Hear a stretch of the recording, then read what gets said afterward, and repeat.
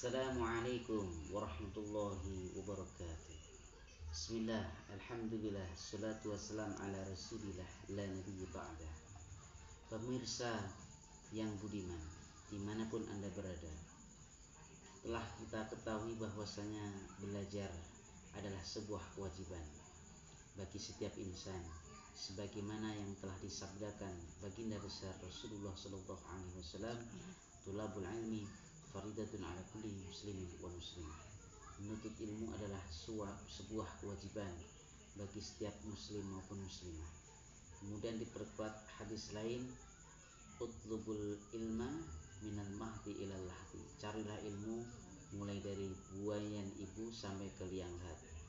Sebagaimana juga yang telah diungkapkan oleh Albert Einstein, long life education, belajar seumur hidup. Yang mana belajar adalah sebuah kegiatan mentransfer ilmu, bisa dari buku, bisa dari bapak ibu guru yang mengajar kita baik di lembaga formal maupun non formal. Di tengah-tengah gencarnya penggunaan AI dan derasnya teknologi digital, dari sampai titik ini membuat beberapa pengajar mengalami kejenuhan ketika mengajar. Mereka merasa anak-anak sudah hilang motivasi untuk belajar karena mungkin sebagian dari mereka beranggap digantikan dengan posisi AI. Motivasi belajar yang akan kami sampaikan kami ambil dari buku karangan Dr. Pupu Saiful Rahmat MPD. Dalam kali ini akan kami jelaskan motivasi belajar guna untuk memenuhi tugas dari dosen kami psikologi pendidikan, beliau Dr. Nailur Rahmah MPD.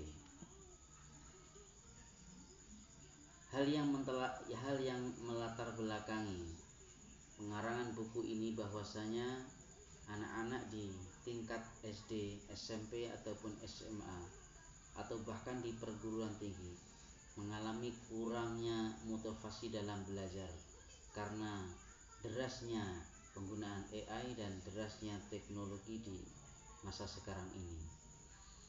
Dr. Pupu Saiful Rahmat menyumbangkan pemikiran yang penting dalam psikologi pendidikan, khususnya melalui layanan pembelajaran dalam bimbingan konseling. Seorang guru harus berupaya bagaimana membangkitkan lagi motivasi belajar peserta didik mereka. Apa itu motivasi belajar?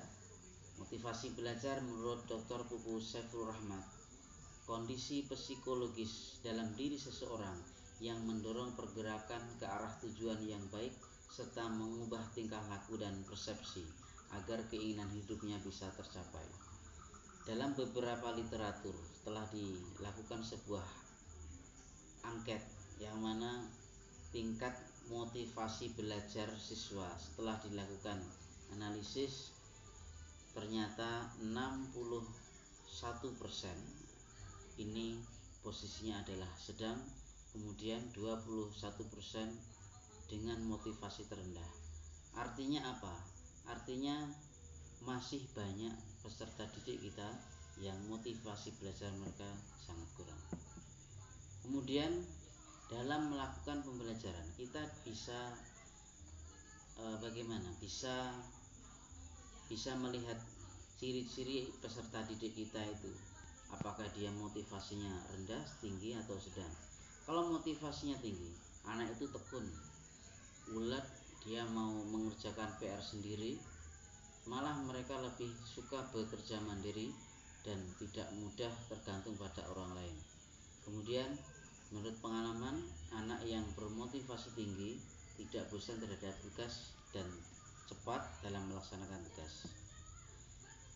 Nah, dalam kali ini akan kami sampaikan bagaimana strategi seorang pendidik dalam memotivasi siswa. Pertama, menjelaskan betapa pentingnya belajar kepada mereka. Artinya belajar adalah demi kelangsungan hidup mereka minat dunia ilal akhirah. Kemudian untuk mengapresiasi mereka, sedikit kita kita berikan sebuah hadiah atau semacam pujian kepada mereka agar mereka mempunyai kepercayaan untuk percaya diri dalam menghadapi dunia pendidikan yang sekarang ini. Kemudian dalam hal ini bukan hanya peran guru mapel saja, melainkan peran guru bimbingan konseling atau guru BK untuk memotivasi mereka, khususnya anak-anak yang mempunyai beberapa masalah di sekolah. Guru bimbingan konseling dapat berupaya agar peserta didik mempunyai motivasi tinggi untuk belajar. Pertama adalah mengembangkan sikap belajar yang baik, meningkatkan penguasaan materi, membimbing langsung proses belajar, memberi strategi personal yang spesifik. Untuk menutup video kali ini, kesimpulannya adalah motivasi belajar adalah kunci keberhasilan siswa.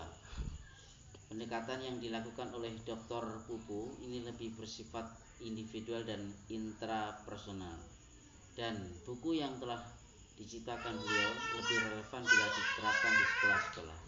Sekian, Assalamualaikum warahmatullahi wabarakatuh.